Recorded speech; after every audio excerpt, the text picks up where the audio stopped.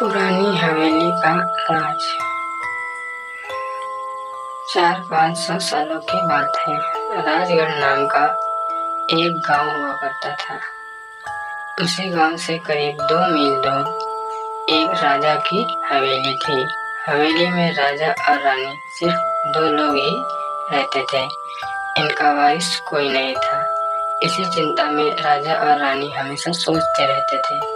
एक दिन रानी अपनी हवेली की छत पे टहल रही थी, तभी दूर एक साधु को देखती हैं। फिर एक दासी को भेजती हैं साधु को बुलाने के लिए। फिर दासी साधु को बुलाकर लाती है। फिर रानी और राजा उन साधु को भोजन करने के लिए बोलते हैं, तो साधु भोजन करने से मना कर देते हैं और राजा से बोलते हैं कि हे राजन, मुझे 7-8 दिन तक रहने के लिए अपनी हवेली में शरण दीजिए। तभी राजा बिना कुछ सोचे समझे साधु को रहने के लिए शरण दे देते हैं।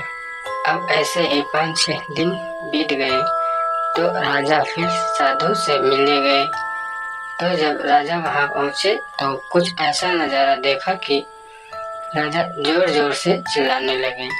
राजा को चिल्लाता सुन रानी भी भागती आई और अपने साथ मंत्री और दासियों को भी बुलाकर लाई। तो रानी देखती है कि साधु की किसी ने हत्या कर दी। साधु की हत्या किसने की, यह बात जानने के लिए राजा ने एक दरबार लगाने की घोषणा की। फिर दूसरे दिन दरबार लगा।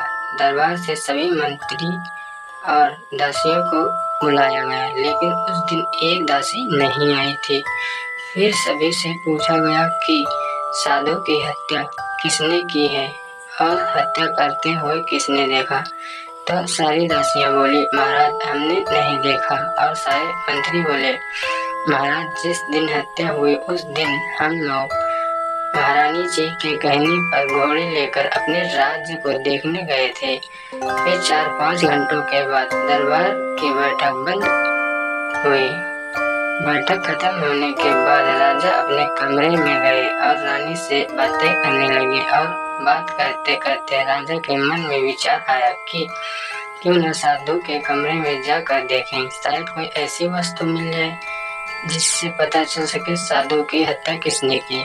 फिर राजा साधु के कमरे में जाते हैं और कमरे में प्रवेश करते ही राजा देखते हैं कि फिर से उसी कमरे में 2 मंत्रियों की लाश पड़ी थी। तभी राजा बहुत डर जाते हैं, लेकिन फिर भी वे कमरे से बाहर नहीं आते हैं और इधर उधर कुछ ऐसी वस्तु ढूंढने लगते हैं कि पता चल सके ये हत्याएं कौन कर रहा है।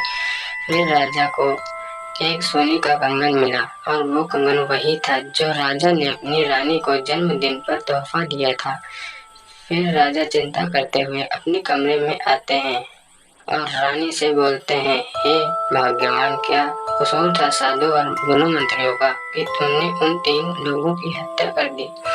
इतना सुनते ही रानी डर गई और बोली, हे प्रभु, आप ये कैसे बातें कर रहे हैं? मैं और ये 3 हत्याएं, आप मुझ पर शक कर रहे हैं।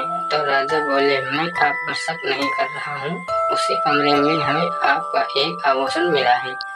ये देखो, ये आभूषण आपका ही है ना? फिर रानी बोली, हाँ, ये आभूषण हमारा ही है राजन, परंतु ये आभूषण मैं अपनी एक दासी को दिया था जो साधु को बुला कर लाई थी। तभी राजा को याद आता है कि जब दरबार लगा था तो एक दासी नहीं आई थी। तभी राजा तुरंत ही मंत्रियों को भेजकर उस दासी को बुलवाते हैं। वो दासी जैसे ही राजा के सामने आई, वह दासी तुरंत ही राजा को मारने के लिए दौड़ी। इतने में 4 मंत्रियों ने दासी को पकड़ लेते हैं।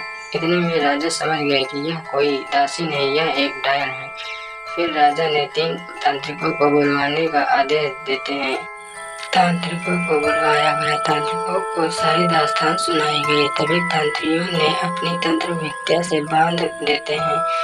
बांधने के बाद पूछने लगे, कौन हो तुम और क्यों साधु को मारा और मंत्रियों को मारा? तो डायन बोली, ये 400 साल के पहले की बात है। कभी मैं इस महल की रानी हुआ करती थी। मेरा भी हंसता खेलता परिवार था और मैं गर्भवती थी। एक दिन मैं सो रही थी। उसी दिन राजा अपने राज्य को देखने गए थे और उसी दिन एक साधु हमारे महल में आते हैं और जोर जोर से आवाज लगाने लगते हैं। फिर आवाज सुनकर मैं कुछ खाने के लिए ले जाती हूँ। इतने में साधु नाराज होकर बोलते हैं, तुम मुझे भिक्षुक समझ रही है। मैं कोई भिक्षुक नहीं हूँ जो तुझे मैं इस गलती का श्राप देता हूँ कि तेरा पति युद्ध में मारा जाए और तेरा बच्चा गर्भ में ही मर जाए। इस श्राप से मेरा हंसता खेलता परिवार बर्बाद हो गया। उसी दिन से मैंने सोच लिया था कि कभी किसी साधु को अपने महल में नहीं आने दूंगी, इसीलिए मैंने साधु को मार दिया था। फिर तांत्रिक पूछते हैं, तो तुमने मंत्रियों को क्यों मारा? तो डायन बोलते हैं, मंत्री भी साधु के साथ मिलकर राजा और रानी को मारने की तैयारी कर रहे थे, इसीलिए मैं तीनों को मार दिया। तब जाकर राजा को पूरी सच्चाई पता चली। फिर सारे तांत्रिक डायन को मुक्ति दिलाने के लिए मंत्र विद्या चालू कर दी। मंत्र विद्या से डायन को मुक्ति दे दी।